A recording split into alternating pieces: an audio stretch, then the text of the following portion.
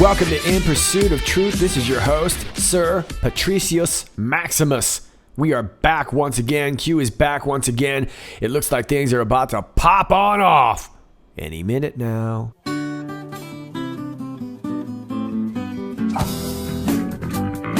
Oh, game on. Well, it's game on once again. Another drive-by cuting. Pop, pop, pop, pop, pop, pop, pop. Good Lord, Q. We're not all on H-hand trying to catch up with you here. Let's start you off where we last left you, which was 3385. 37 minutes after the hour of 11. You didn't think the Epstein investigation began a few months ago, did you? No, and we shouldn't have. It was actually just a couple of months ago we were talking about the possibility of these new indictments even being allowed in, and that was going to depend on the judge, of course. We talked about it on this channel, so we knew that it was a possibility. And of course, we knew this investigation was going on for quite some time. And this was all because of Jeff Sessions. And we talked about that yesterday too. AG Jeff Sessions, well, he took a lot of arrows for people saying he wasn't doing anything. All these things that we were watching Q talk about, the entire cleaning out of the top to bottom of the FBI, the DOJ, that was all getting signed off by Jeff Sessions, right? Jeff Sessions was well aware of this. And just because Jeff Sessions recused himself, people wanted to treat him like a stooge. But the fact of the matter is that the only thing that Jeff Sessions recused himself of was the Trump-Russia collusion investigation, which makes a lot of sense. So now that we have a little bit of a hindsight with this should make sense. Now, obviously, what really began this was this December 2017 executive order blocking the property of persons involved in serious human rights abuse or corruption. And at the time, this was Q. What Q had said was their Christmas present to us, right? Well, human rights abuse and corruption is a very, very kind of general term. It's a wide-scoping terminology. But really what it comes down to is that this takes away the funding of a lot of these organizations that we've talked about for so long, whether it is some sort of quote-unquote human rights organization. Oddly enough, that's what they use, right? Using their own projection to declare themselves a human rights organization, when the fact of the matter is that they're just slush funding money into a whole bunch of projects like Jeffrey Epstein's little island and tunnels underneath LA and all the kind of stuff that the deep state wants to do. This was done on an even bigger scale in Iran, but I don't want to get into all that. But anyway, this was the start of it, right? And then we had this here, and I want to thank Lisa Mae Crowley for pulling this up, because I was going to try and find the video, and this is just easier to memorize you with. But this was a speech that Attorney General Jeff Sessions made in February of 2018, and I just want to take you down to part of it right here in the middle. Our Human Trafficking Prosecution Unit, or HTPU, partners with the U.S. Attorney's offices to prosecute labor trafficking, sex trafficking of adults, and transnational sex trafficking. HTPU leads our ACT team initiative, which brings together federal agents and prosecutors in competitively selected districts. U.S. Attorney Brooker, who is with us today, is a valuable member of one of these teams, and who will be presenting today on some of the successes that he has had in his district. Remember this was a speech. So we've kind of known about this if we were paying attention, but outwardly, in the news, Jeff Sessions was getting clowned. Everybody was saying that he wasn't up to much at all. Well, the fact of the matter is that just wasn't true. Q says, expect a lot more to become public. Unsealing, and I would assume that is unsealing of indictments and whatnot. So, very exciting times. Let's move on. Q adds on in post 3386, 42 minutes after the hour of 11. Barr not recused from, I'm assuming E being Epstein in this case, Epstein pending cases only passed. Democrat fight coming. Liberal outrage coming. Pelosi's daughter inserted, countermade. Simple. All right, well, there's a lot to unpack here, and this is pretty important to understand because it's a little bit confusing. But Barr has actually recused himself from something recently, and let's clarify that. I'm over here on Forbes, and let's take you right here. Barr has said he will recuse himself from a probe of Secretary of Labor Alexander Acosta's role in Epstein's 2008 highly controversial plea deal in Florida. That was Epstein's plea deal. And remember, he probably rolled over on quite a few people. That's why he got the lenient sentence that he did. Now, that was a suspicious plea deal, and that might open up some new things too. But Barr will not be a part of that because he's recused himself from that. Now, these new indictments that we've got have nothing to do with Barr. But really what the Democrats are fighting about is this. Former FBI Assistant Director Frank Figliuzzi tweeted Sunday that Barr's father hired Epstein in the 70s to teach mathematics at Manhattan's prestigious Dalton School. And as far as I know, that is true. So they're not wrong. And Barr previously worked for Kirkland & Ellis, a law firm that represented Epstein during the Florida investigation. Also true. So you can see what they're talking about here. And I want to just insert this here. And please understand me for the whole of what I'm trying to say. I have said this before, initially during Barr's initial appointment. I'm not 100% sold on AG Barr and his past. He's had a very interesting past involving South America, some guns and some drug running. Now, I am not saying that Barr is a black hat. I'm not saying he's a white hat. What I am saying is that in this complex situation, there is such a wide area of gray in here that it's really, really hard to know. And I don't know. All I want to do is point out what the facts are about Barr. Now, just because Barr was involved in some gnarly stuff back in the day doesn't necessarily mean that his efforts aren't virtuous at the point. Remember, Q has also said that about 70% of the whole crew was involved and that a lot of people are going to get deals and cooperate in different ways. Maybe Barr's way of cooperating and making amends is going through this whole process. And maybe I'm completely wrong all about it, but I do want to point out that these things are true, and that Barr did have a little bit of a shady past. Now, just because you ran some guns and drugs back in the day doesn't necessarily mean that you're diddling kids on the island, right? There's a big, big difference of that, and I think that that's a lot what we're dealing with. So I don't want to get way into that kind of minutia because everyone's free to feel the way that they do, but I do want to point out that that's what the Democrats are going to be arguing about. But Barr is not going to be recusing himself from these new indictments, and that's a really important thing, and of course that's what's sparking the liberal outrage because they want to make that connection. Now, how it's all going to work out, I don't really know. Maybe I've got the whole scenario wrong, but as far as I remember, that's how it all worked out. Q says counter made simple. So I think it's going to work out. I do think Barr's going to stick with this. I do think he's going to prosecute, regardless of his past. I do think he's going to do the right thing here, and I'm pretty excited to see how this works out. But I think it's going to be a no-go. Q says counter made simple. We'll have to see how this plays out. Now, for a little bit more insight, I want to turn you on to this Fox video, and attorney David Bruno has got some pretty clever things to say about this. Check it out. How serious are these charges against Epstein, David? Oh, huge. I mean, he's exposed to life on these sex trafficking cases. Now, let's just talk how this came about, because back about a decade ago, he resolved his cases in Florida on state crimes, and he signed a non-prosecution agreement with the feds. Now, just this year, that non-prosecution agreement was found to be violating federal law, which opens the door to these new charges. And because sex trafficking doesn't have a statute of limitations, New York has now brought these charges against him, and he's exposed to life in prison. As a former assistant U.S. attorney, Alex, are you convinced the feds must have the goods on Epstein? Well, look, the Southern District of New York is a very, very capable office. They're, well known as some of the best prosecutors in the country, so they clearly have what they believe is a strong case. There are a lot of complications in this case. It took place a long time ago, the conduct at issue, and there is this deal hanging out there that the now Labor Secretary Acosta signed when he was the U.S. Attorney down in Miami, which could absolutely lead to some complications down the road. And his defense team, Epstein's going to, he's a billionaire. He's going to have a huge defense team. They're going to fight this every step of the way. Pretty serious lawyer on the other side, too, and David Boies, right? What are next steps in this case, David? Yeah, he's going to be arraigned. He's going to go before a magistrate, and the judge is going to determine whether or not he'll be released with conditions. Thereafter, the prosecutor will have to provide discovery, and Epstein and his team's going to have to make the decision whether or not to plead guilty, whether or not to go to trial. And I think the most interesting thing that pops to me is Epstein going to cooperate? Because back in the day when he signed that non-prosecution agreement, it also protected co-conspirators. So if he's looking at life in prison, now may be the time to roll over on people, and who knows what type of people may be involved in this conspiracy. Great point. This guy's a billionaire with a lot of wealthy and high-profile friends. Should those people be worried about Epstein taking them down with him, Alex?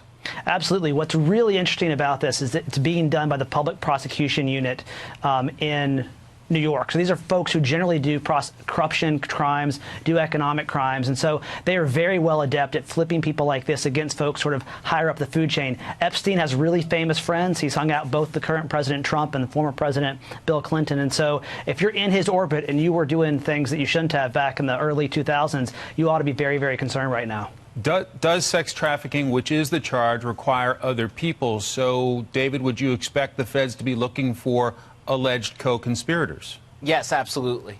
The Miami Herald, they came out and they had a very comprehensive report, and there are co-conspirators that are mentioned in the report.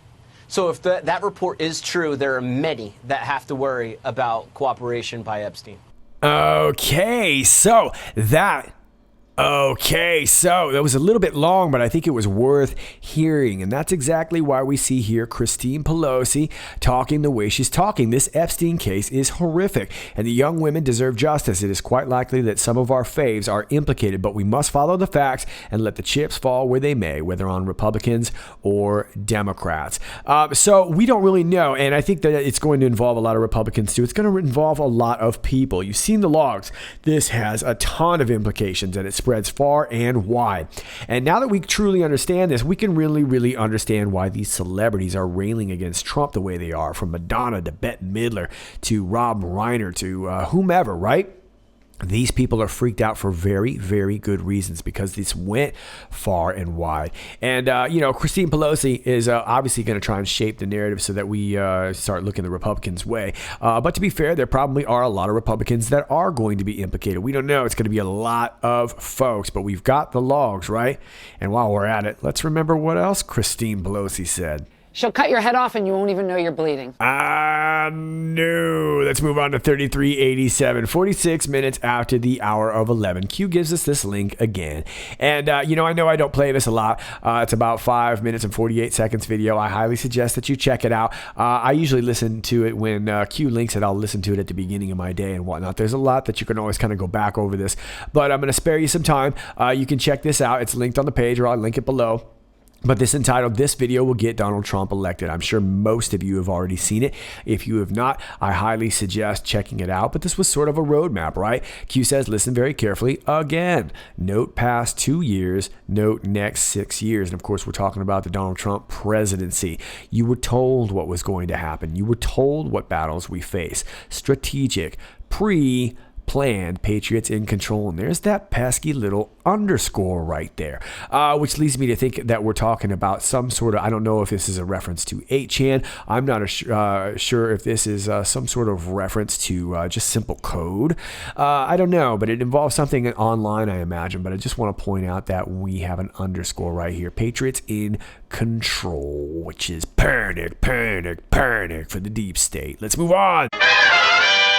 Post 3388, 38 minutes after the hour of 12. We got a Twitter link to Scarter right here. Michael Flynn was forced to file his FARA registration in February 2017 under extreme and unprecedented pressure from extensive interactions with the National Security Division, including then NSD head David Loftman. And let's check out a little bit of this right here.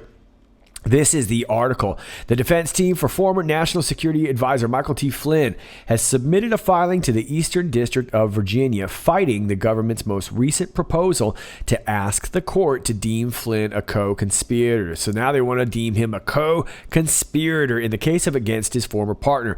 The designation is solely for the purpose of obtaining the admission of one document the government itself claims is already admissible under a different rule, according to a brief filed by Flynn's defense team.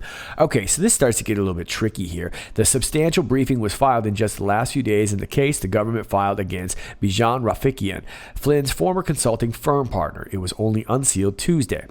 Flynn's own filing is the most recent, after just receiving the government's filing at 9 p.m. last night. The evidence collected by Flynn's current defense attorney, Sidney Powell, who recently replaced Flynn's former defense attorney, Robert Kellner, sheds new light on the extraordinary tactics used to target and retaliate against Flynn, according to the filing. Yeah, indeed. And this is a key hiring right here, this Sidney Powell, Q says there's a big, direct reason why Flynn's new attorney is seeking security clearance. Okay, there is a big reason. And in order to do that, I want to take you back. Yay. Got a flashback aside, yeah, take you back. Yay. I want to take a very, very close look at Robert Mueller's office. A lot of people focus on Robert Mueller, and they should. But this Svengalian there, my word, is the number 2 guy, who Mueller relies on for everything, Andrew Weissmann. So let's focus a little bit on Andrew Weissmann so the American people know who he is and knows who really is the, in many cases, the Wizard of Oz. Tell us about Andrew Weissmann.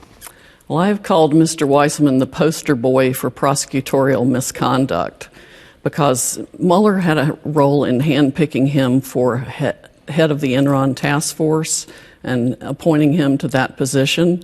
And what was Mueller at the time? Mueller was in the FBI at the time. He was the director of the FBI. Yes. So he picks Weissmann to handle the Enron case. Yes. Weissmann was deputy director at the time when they first started under Leslie Caldwell, who was the chief of the Enron task force when it was first created in the collapse of Enron. So they set about and targeted Arthur Andersen to begin with, the venerable accounting firm. So they're investigating Enron. Yes. And they target Arthur Andersen. Yes. For what? For destroying evidence, is what they called it. But they did it by making up a crime, by combining 2 separate statutes to create a crime out of something that wasn't. Alrighty then, so we see ourselves a little pattern with Weissmann and Mueller, right? This isn't the first time they've been up to their little knuckleheadedry. And I believe this is likely why they hired Sidney Powell, because not only does she know about it, she directly knows about it. And that would be my guess when Q says there is a big direct reason, because she can not only pick this apart, but she could personally probably destroy the credibility of Andrew Weissmann. And once that's done, there shouldn't be any more question to this Mueller report. But my guess is that she would be seeking security clearance so that she can get some access to some of those redacted portions of the Mueller report that will likely expose some of Weissmann's said knuckleheadery. That is my guess. Let's go ahead and move forward because all this kind of ties together. 33:89, 54 minutes after the hour, 12. AG and Rogers meeting being Admiral Mike Rogers. And then we talk about Durham and Rogers meeting being John Durham, U.S. Attorney. Now, one thing I want to point out about John Durham, if you remember back in the day, he did an investigation. As a matter of fact, this is kind of how his claim to fame was investigating ties to the FBI and Boston police and the mob. And I imagine some of that probably uncovered a little stuff that had to do with Robert Mueller also, right? Interesting how this all comes together. Why did Rogers retire? Well, I'm not so sure that he just retired. He retired from his position. Why did Rogers visit POTUS at Trump Towers without authorization shortly after a skiff was installed? Okay, well, the FISA on POTUS, this actually started back in June of 2016 before he was even POTUS, right? And Rogers knew about it. And Rogers needed to let them know. But of course, he wasn't going to get authorization. They didn't want anybody telling Trump that, right? Rogers did go to Trump Towers. That would have been in November of 2016 to warn him he was being bugged. Very next day, the Trump team moves out of the tower and heads to Jersey, right? Why did select former ABC directors call for the removal of Rogers? Who was it? It was Brennan and Clapper, and they did it the very next day that Trump moved out. They were calling for Mike Rogers to retire. So Rogers was likely just playing the game. He knew that once he gave up the info to POTUS, he was probably going to have to get out of the picture. That would be my guess. But we'll talk about him in just a second. Why did POTUS move his transition command center base of ops from Trump Towers? That's what we were just talking about. Because he knew, and Rogers warned him. Rogers warned him. Rogers knew. Rogers knew back in June of 2016. And I want to argue something also. There's somebody else that knew, maybe not around the same time, but they knew, and that was Devin Nunes. And my guess is that Devin Nunes was informed by somebody who had originally worked with Flynn. And remember this name. We've talked about it before. If you follow my channel for a while, you'll remember this name from back in the day. Ezra Cohen Watnick. Okay, and I've called him our Christopher Walken because he shows up in the middle of the movie and you're like, oh, this movie's going to be sweet. I didn't even know he was in this movie. Ezra Cohen Watnick. Remember the name, folks. You heard it here. So, all of this seems to be very, very kismetly almost connected. I don't know if that's a real word, but I just made it up. But that's why they knew, because they knew they were being bugged. They knew they needed to move out. And that's when the ABC directors realized that Rogers wasn't on their side. And so, of course, he was going to have to go, likely for his own safety. Now, Rogers has found himself into a new position, and maybe you weren't aware of this. This is a group called Team 8. They're based out of Tel Aviv.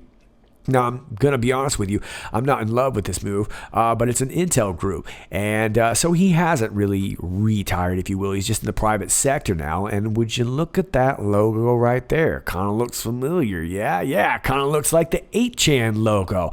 How about that? Isn't that quizzical? Isn't that curious? Just in case you were questioning Mike Rogers. Post 3390, 20 minutes after the hour of 1, we get ourselves a link to New York Times quote-unquote news. Michael Flynn changes his story, putting him on collision course with Judge.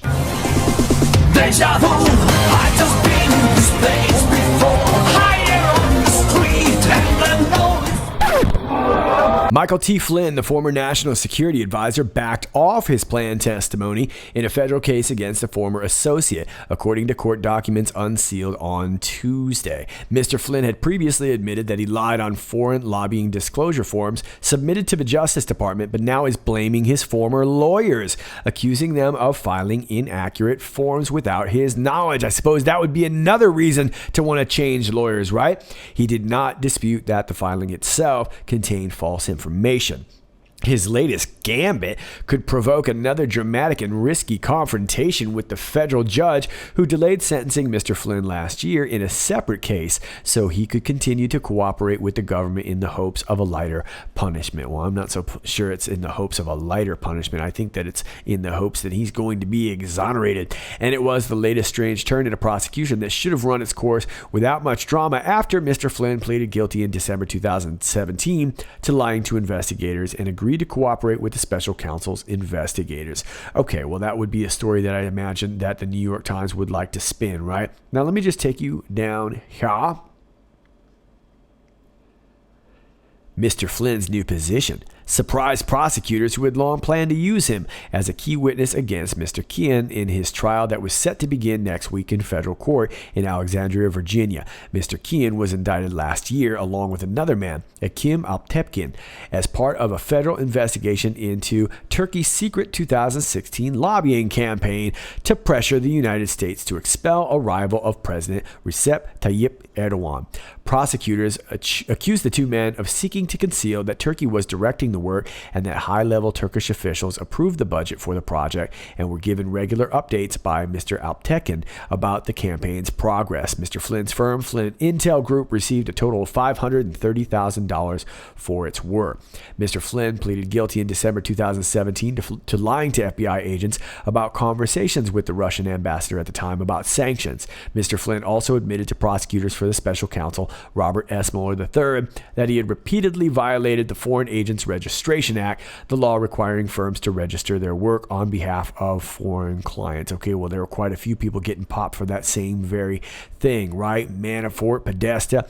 He acknowledged making material false statements and omissions in those filings. Okay, so this is a really, really curious case. And I imagine this one is going to get as complicated as they can let it because the fact of the matter is that Flynn knew all about this too. Flynn knows where the bodies are buried, right? And this is really sort of the key to uncovering the FISA abuse. And so I don't know how this is all going to turn out, but I imagine that Michael Flynn, I don't see him getting charged anytime soon, or sentenced, anytime soon until this is all let go. Let's move on for now. 3391, 28 minutes after the hour of 1.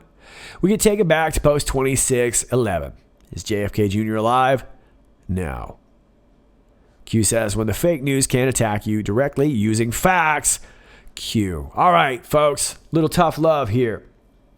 Now, I just want to say that over really the course of quite a few months, we've had a bit of division in this QAnon movement, if you will. A little bit of, how should I say, a little bit of discord as to whether or not JFK Jr. is alive, whether he is or he isn't or whatever. There's a lot of people that believe he is, a lot of people that believe he isn't. This was asked of Q a while back, and Q simply said no. Now, look. You're welcome to believe whatever you want to believe. But just like yesterday, I was talking about with D5. And, of course, a lot of you guys brought up, D5 could be the chess move. D5 could be part of the Mueller report.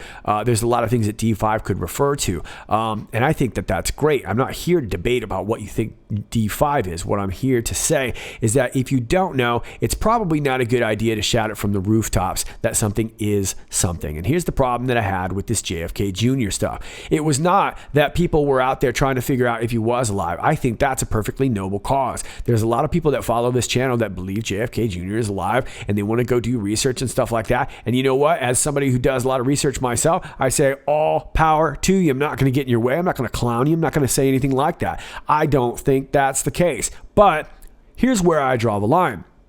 Is that there's a lot of people that were shouting from the rooftops in all caps. JFK Jr. is alive. He's going to jump out on the 4th of July. It's going to be sweet and everybody's going to be rah! And then that didn't happen. And I'm the one that ends up dealing with fallout like that. I wake up on July 5th and I've got a flood of emails and texts. Hey, Patrick, how come we didn't see no JFK reveal? Blah, blah, blah. I thought we were getting this, that, and the other. No, that was a whole bunch of people that were barking about that in all caps and tagging me and stuff. And meanwhile, I deal with the fallout when it doesn't happen. This kind of stuff is irresponsible journalism, and it basically just ends up in false expectations. This has nothing to do with whether or not you think JFK Jr. is alive or not. It's how you present information. And I don't appreciate content creators going around saying something is and that something is going to happen. And a lot of people that did that now are nowhere to be found. They're not saying, hey, you know what? I was wrong on that one. Which is no big deal. You can be wrong on that one. It's no big deal. I'm wrong on stuff all the time. You just come out and say, you know what? My bad. Swing and a miss, and we all move on, right? But instead, we've allowed this to kind of be sort of this agitator in between us when there's really no need. I'm not saying JFK Jr. is dead. I'm not saying he's alive. Q saying he's not. And a lot of people didn't want to accept that. And they wanted to go ahead and keep pushing this narrative. And as far as I'm concerned, it's a little bit shameful. If you were out there screaming from the rooftops saying that he was live and promising that something was going to cop to by a certain date and it didn't, you should hold yourself responsible for that. That's all I'm saying. Much love to you all. Can we stop letting this crap divide us? Just saying. I love you all. Let's move on. Post 3392, 52 minutes after the hour of 1. We get some more good news here. This is from CBS. Q says the hunter has become the hunted. And this is from CBS. Democratic donor Ed Buck accused of human trafficking and revenge porn after man dies in his home. Prominent political activist Ed Buck is facing new legal troubles as the mother of a man who died in his home has filed an amended civil suit accusing Buck of human trafficking and engaging in revenge porn, CBS Los Angeles reports. The new amendment is about to make sure no box is left unchecked when it comes to all the crimes that Ed Buck has committed. Jasmine Canick, an advocate for the family of a 26-year-old Gamel Moore, who was found dead of a drug overdose in Buck's home in 2017. After the district attorney's office declined to file criminal charges citing insufficient evidence, a wrongful death civil suit was filed.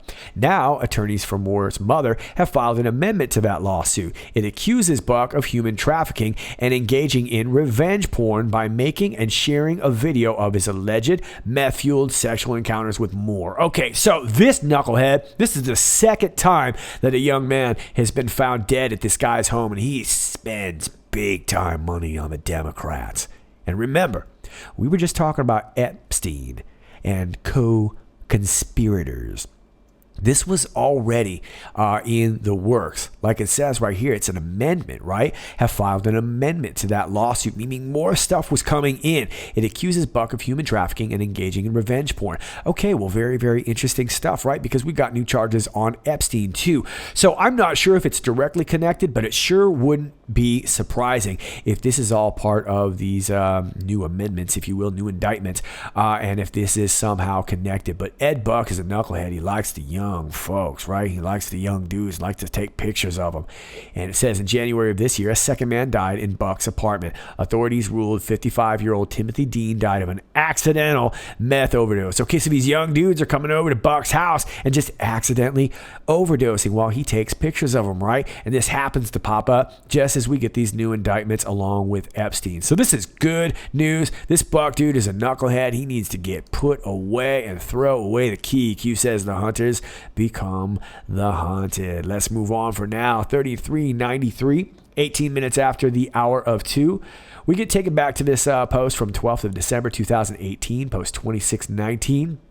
Where we were talking about really financial reset, and Anon asked Q, do we have the gold? And Q says, yes, gold shall destroy Fed. And I've been saying this a lot on Twitter, not so much on YouTube, but we've been kind of following this. A lot of different countries have been repatriating their gold. And that's really important, not just buying gold, but repatriating, getting their own gold back into their own countries. Russia, China, Venezuela's been doing this. Brazil's been doing this. Of course, the U.S. has been doing this. Really, there aren't too many countries that aren't. That suggests to me a reset. Now, I'm no economist, but that would suggest that we are going back to some gold backing. And considering that we've got ourselves a pretty decent economy right now and the Fed still doesn't want to play fair with the rates, that's what that would suggest for me. Now we get this link here to CBS News. Trump Fed pick wants to revive the gold standard. Here's what that means. As President Donald Trump named his picks to fill 2 influential seats on the Federal Reserve Board of Governors, the price of gold surged. Imagine that. That may be because one of them, Judy Shelton, is a believer in the return to the gold standard, a money policy abandoned by the U.S. in 1971. Shelton is raising eyebrows among mainstream economists, hashtag deep state knuckleheads, for her views, which includes slashing the Fed's benchmark rate to 0 and pegging the value of the dollar to gold prices. Well, that's really key, right? Slashing the Fed's benchmark rate to 0. Keep in mind, the Fed loans the government the money under this sort of premise that they're federal. They're not at all. It's a private bank. They loan it at interest, and that's what your tax dollars go for, basically paying back a debt that we don't really owe. And of course, I'm really kind of dumbly simplifying that, but that's the fact, right? And of course, the Fed doesn't want that to happen. She's not the first Trump pick for the Fed to advocate a return to the gold standard, with his 2 previous failed Fed choices, Stephen Moore and Herman Cain, also advocating for the revival of the policy. Yeah, Trump has long been trying to push this, and I think it would have already happened right now if it weren't for the fact that the Fed is not wanting to play ball. In picking Shelton, Mr. Trump is aiming to place a supporter on the Federal Reserve, which he's argued is slowing economic growth and depressing the stock market by keeping interest rates too high. And of course, they're doing that to recoup losses. The Fed currently is maintaining its benchmark rate in a range of 2.25 to 2.5%. But Shelton has said she wants to lower rates as fast, as efficiently, as expeditiously as possible. Very, very cool. So more good news. Q has said that gold shall destroy the Fed. And I think all you have to do is take a look at world news to see, like I said, how all these different countries are getting their own gold back. It looks like they know it. Now, it's just probably going to be a matter of time, but don't expect the Fed to play ball. Let's move on to 3394. 40 minutes after the hour of 3, we get this CNBC link right here. Q says $15 million and more personally declared. What an amazing coincidence. Think yesterday's drop disguised under book deals. And here is the link right here. Joe and Jill Biden made more than $15 million in 2 years after leaving the White House. Tax returns show. Oh, I get it. So now that we do a little bit of digging on Joe Biden, which is really stuff that we already knew, we get this July 9th article from CNBC clearing it all up. clearing it all up. Joe Biden and his wife Jill earned more than $15 million, my goodness, in 2 years after the former vice president left the Obama administration, according to tax returns released by his presidential campaign Tuesday. Boy, it's almost like he was doing that on purpose. The couple reported about $11 million in adjusted gross income in 2017. The documents from 2016 through 2018 show. They followed it up with another $4.6 million in adjusted gross income last year. Their income spiked from about $396,000 in 2016. The Bidens paid about $3.7 million and $1.5 in taxes for 2017 and 2018. Boy, that's a lot to pay in taxes, respectively, and about a third of their adjusted gross income. They gave roughly $1 million and $275,000 to charity in 2017 and 18, which they will likely see back. All right, well, this looks like getting out in front of the narrative here. Joe Biden knows exactly what's up, right? We were talking about slush funds, and we weren't just talking about Joe Biden. We were talking about all kinds of people: Nancy Pelosi, Maxine Waters. Joe Biden's just another one. Him, his son, his brother have been going all over the world exchanging probably info in exchange for access to whether it's their companies or what it might be, all ways to funnel their money outside the country. Who knows what they're all doing through charities and humanitarian organizations and whatnot. This just looks like a way of saying, hey, no, I pay my taxes and whatever. And I'm sure he pays some taxes. Who knows? Disguised under a book deals? Yeah, that's right. Remember, Joe Biden had that book, Promise Me Dad. Yeah, I wonder how that sold. Probably a bestseller. And by bestseller, I mean it probably sold in a really average rate, and they just pumped it up to make it look like he paid his taxes. $33.95, 32 minutes after the hour of 5. We get this right here, and oddly enough, you've seen this before because I just showed it to you. This December 21st, 2017 executive order. Wow, it's almost like we knew it was going to be relevant. Mystic Mac, I tell you, worth remembering. Planned 1 + 1 = 2. Q. -1, that's free quick maths. You knew that was coming. Don't act like you didn't. Here's some other quick maths right here from Bloomberg. As of today, Jeffrey Epstein's Manhattan mansion, which the U.S. government is trying to seize after his arrest on child sex charges, could sell for as much as $100 million. At least that's what a wealthy investor suggested, offering it for about 2 years ago. Okay, so seizing his mansion, I'm sure that has nothing to do with our December 2017 EO. Fantastic. Let's go ahead and move on to 3396, 59 minutes after the hour of 5. Regarding Bill Clinton, Ray Chandler, Epstein plane pic, and that's the picture that we saw yesterday. Did the FBI, DOJ interview Ray Chandler? Well, I assume that they probably have. I'm assuming, like I said yesterday at the end of the video, that she very likely could be another Allison Mack, and that she's probably going to give up a bunch of names. If so, it's going to be so big. But we don't know. I don't know. Not really sure. All I can assume is that it's a probably. When did public awareness grow across social media? Well, it was likely because of us, right? That was April of last year, because we're the ones who busted it out. And then Q added some more pictures, and we all started busting it out. And then it busted wide open, right? And next thing you know, Epstein's Island is getting a little bit of a renovation going on. And then we get this class 1 through 99 in brackets. And, I don't know what this is unless this has to do with indictments, placeholders, something like that. But something's probably classified 1 through 99 that maybe is going to get declassified. You can let me know what you guys think. We've seen this before, and I don't really see that I've ever seen a definitive answer, but it seems like this probably has something to do with classified documents that are going to get released. What age is RC in the picture? Well, I don't know. Under the age of 18, looks like you're telling us, Q. 15. Well, that's too young for Bill. Who posted the picture? Ray Chandler. Oh, that's pretty ballsy. Who posted internal security cam pics. And these were some internal security cam pics that we saw again in April. To check out the Q post in April of last year, showing the Epstein Temple. And then IG, I'm not sure. Oh, Instagram. That would be Instagram. And those were posts that were coming from Ray Chandler. Untouchable mindset by all involved. Yeah, I guess they assumed that this was all cool stuff. She seemed to post a lot of pictures. She posts pictures of her with Eminem, all kinds of rappers and different stars and politicians and whatnot. She seemed to not really care at all. Blackmail, power, top-down protection. Yeah, it seems to me that, Ray Chandler, very much like an Allison Mack, is the kind of person that lulls you in, pretty girl, gets you to the party, Then you go to the party. Next thing you know, you wake up finding out that not only did you do something stupid at that party, but there's video of it. And now they've got you forever. Blackmail. It's like snuff. Power, top-down protection, plane plus temple plus XYZ pics equals witness. Yeah, I'd say pretty close. Witness plus classified through 1 through 99. So I guess if they got all these documents plus witness plus the plane plus the temple plus the XYZ pics, this doesn't look good for Bill.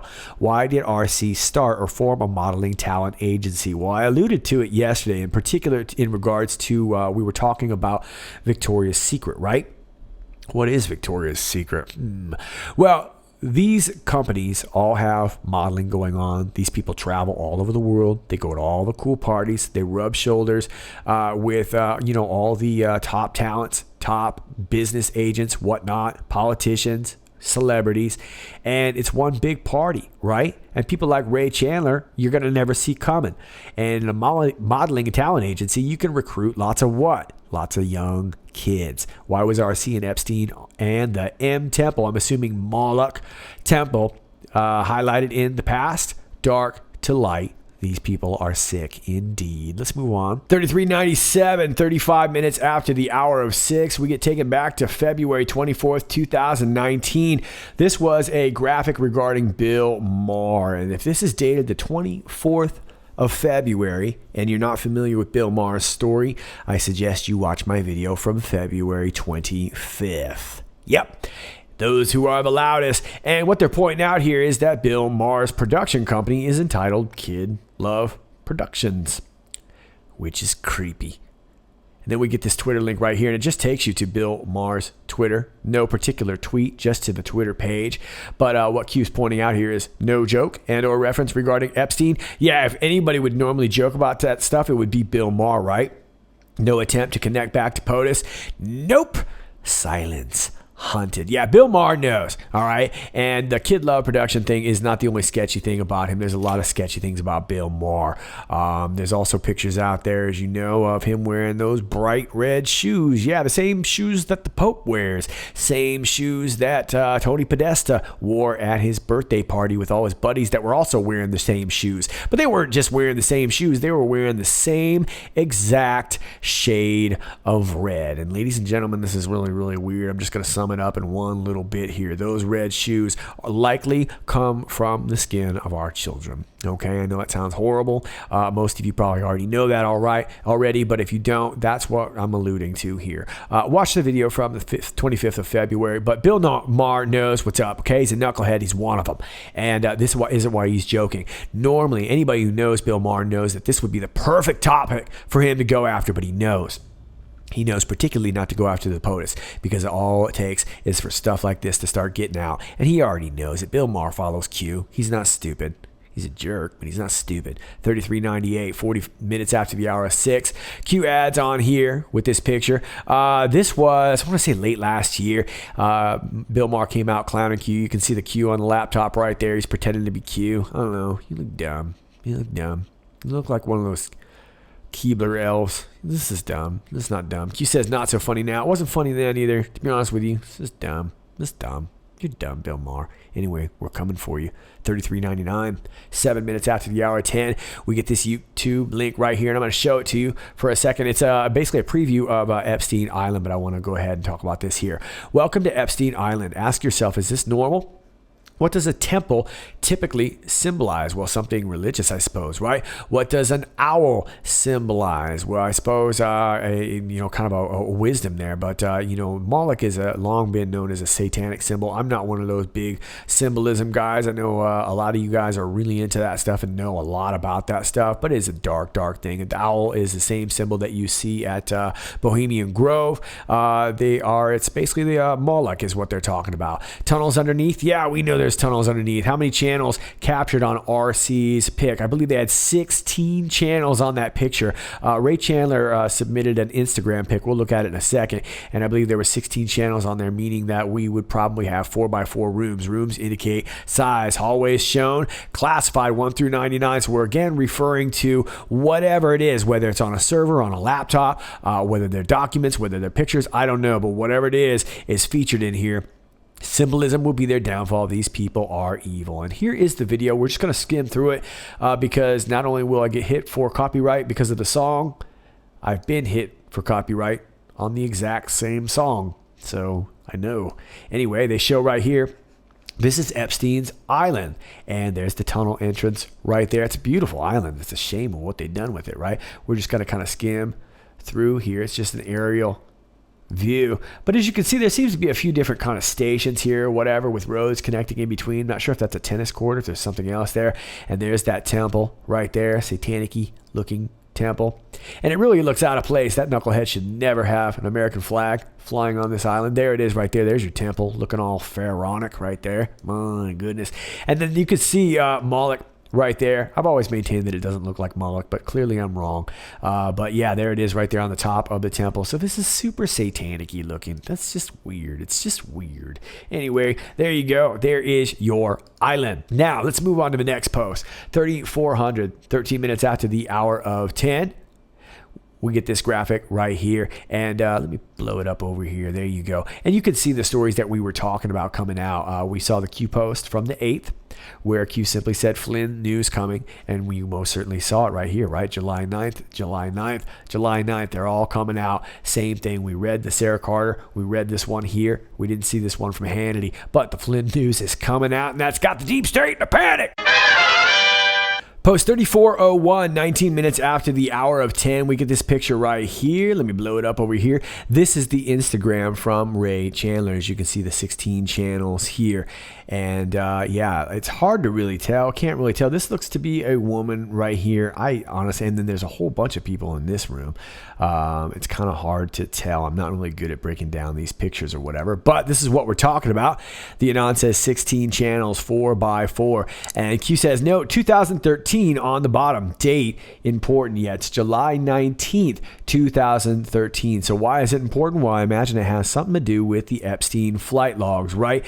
Now, I don't know if this is why Q has mentioned Bill Maher, if Bill Maher is part of this, but I imagine it has to do with these July 19, 2013 flight logs. Now, I've kind of poured over them a little bit. I haven't found much, but I do want to point something out. And although I don't think that Q is directly referring to this person right now, but Howard Gutman, he was the ambassador to Belgium back then. In 2013, there was a State Department whistleblower that said that he was soliciting underage prostitutes. And it was just starting to become a big deal. And then all of a sudden, it was John Kerry was Secretary of State at the time. It was Patrick Kennedy under his office was the one who actually kind of squashed the whole thing. Patrick Kennedy. So I would imagine that maybe Howard Gutman could be part of this. I don't think that this is necessarily going straight to Howard Gutman, but he was accused of this in 2013. But I'm wondering if the mentions of Bill Maher are maybe what Q's getting at. But either way, it likely has something to do with the Epstein logs, and it definitely is important about this date. Might have some reason to do with why Bill Maher's being so quiet. Let's move on. 3402. Anon says, I see at least 3 staircases. Q says, degree of incline indicate depth. That sounds like tricky stuff right there. I'm going to have to go to my numbers guy. John, if you got 3 staircases on an island and you're looking at this picture right here, what do you think the angle of that is? 3, 4. Okay, I don't know if that's, I think he's just throwing that out there. Might be 33. They're all Masonic. Might be 33 degrees. I don't know. That's complicated stuff for mathy people, but I'll bet it's deep. It says indicate depth. Yeah, look at the picture again. I think it's this one right here on 11. It looks like it goes down there pretty deep, and if you look back at that island again, it looks like it goes down pretty deep. So who knows what kind of knuckleheadery goes down in there, but I'll leave the math for some of you mathy folks. Let's move on to 3403. 21 minutes after the hour of 10. Anon basically says the same thing that I was saying in regards to that. The flight log. Yeah, it likely has to do with the flight log. So I'm going to go pour over that again in making this video, but I just wanted to point the story out for Gutman, and I'll leave that story for you here. This is off of HelenaGass.net. She did a really, really nice article in regards to lots of great human trafficking stuff, talking about a few different topics, but that was one of them. So I would imagine that whoever's on that flight log probably doesn't like this story getting out. Let's move on to 3404, 45 minutes after the hour of 10, July 19th, 2013. Real time with Bill Maher. Oh, it's almost like we're getting our answers unfolding. This is our World Youth Day for the Catholic Church. I mean, this is a big jamboree. Whoa, whoa, whoa, whoa, whoa. Let me rewind. Real time with Bill Maher. This is World Youth Day for the Catholic Church. I mean, this is a big jamboree, which is a dumb word. Look at that. This is where all the kids in the world get together with priests. What could go wrong? I don't know. You tell me, Bill Maher. You're the one wearing the red shoes. Follow the date. One example. No coincidences. Q. So it looks like we got our answer. It looks like my boy was probably just one of many, but it looks like this was a jamboree up in Epstein Island. My goodness. Ladies and gentlemen, if you're not ready for this kind of topic, I suggest you get your hammies stretched and get ready to hear about this topic, because there's likely going to be more Q dumps regarding it. But those are your Q posts for now. As always, if you like this video, please click like, share, and subscribe. Thanks to all of you who do that already. And if you're new to my channel, welcome to you. Please understand that you're going to get unclicked and unsubscribed and unliked and all that kind of stuff. It happens all the time. Just do me a favor, check back, re-click yourself, recheck yourself, resubscribe yourself, do what you got to do. That's my phone. Somebody's notifying me. They're resubscribing to me maybe. All right, kids, that's all I got. My links are down below. My Gab, my Real.video, my BitChute. I'm over at Twitter at IPOT1776. That's IPOT1776. Also, my email is down below. My P.O. box is down below. And if you'd like to support the channel, my Patreon is down below too. All those links are down below. Where are they at, Patrick? They're down below. There will be a quiz next show. They're down below. All right, kids, this is Sir Patrick Mack. And until next time, stay funky fresh.